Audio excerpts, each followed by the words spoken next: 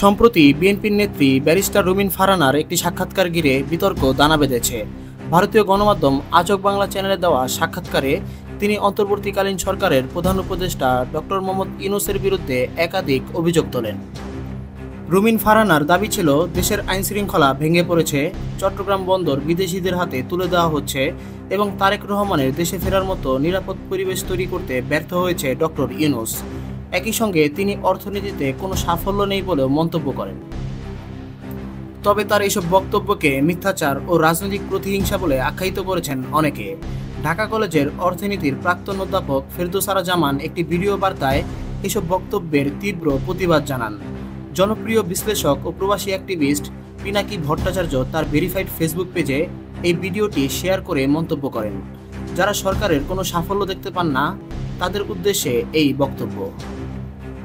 ভিডিওতে প্রফেসর জামান বলেন, যে দেশে মাত্র 30% বাজেটে পরিচালিত সরকার, সেখানে ভারতীয় আগ্রাসন রোধ করে IMF-এর ঋণ সফলভাবে ব্যবস্থাপনায় এনে ইউরোপীয় শক্তির সঙ্গে কৌশলগত সম্পর্ক গড়ে তুলে ডক্টর ইউনূস একটি নতুন বাংলাদেশের স্বপ্ন দেখাচ্ছেন। তিনি আরও বলেন, চীন বা অন্য কোনো দেশের মাধ্যমে উন্নয়ন কৌশল বাস্তবায়ন করতে পারলে বাংলাদেশ 10 বছর এগিয়ে যাবে। তিনি ব্যারিস্টার রুমিন ফারহানার বক্তব্যকে মিথ্যা ও বিভ্রান্তিকর বলে অভিহিত করেন। তার মতে, এই ধরনের স্বল্পজ্ঞানে পরিচালিত রাজনৈতিক নেতারা দেশের কল্যাণে নয়, বরং অস্থিতিশীলতা তৈরির পেছনে কাজ করছেন। তিনি স্পষ্ট ভাষায় বলেন, যারা দেশের স্বার্থ রক্ষা করতে পারে না তারা রাজনীতি থেকে সরে দাঁড়ান। উল্লেখ্য, গত বছরের 5 আগস্ট গণ আন্দোলনের মুখে শেখ হাসিনা দেশ ত্যাগ করে ভারতে চলে গেলে 8 আগস্ট জনসমর্থনের ভিত্তিতে রাষ্ট্র ক্ষমতায় আসেন অধ্যাপক ডক্টর মোহাম্মদ ইউনূস।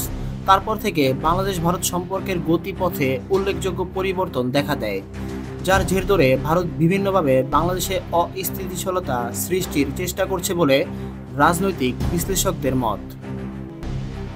ভিডিওর শেষাংশে প্রফেসর জামান বাংলাদেশ সেনাবাহিনীর প্রধান ওয়াকারুজ্জামানকে দেশ ও জনগণের সঙ্গে বিশ্বাসঘাতকতা না করার আহ্বান জানান।